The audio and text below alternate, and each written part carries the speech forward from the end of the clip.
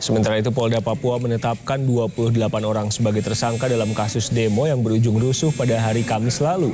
Sebelumnya Mabes Polri menyebut ada 30 tersangka dalam kasus ini.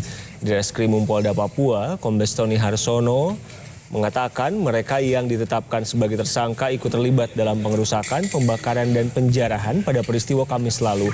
Tidak hanya itu, polisi juga menyita senjata tajam dari para tersangka.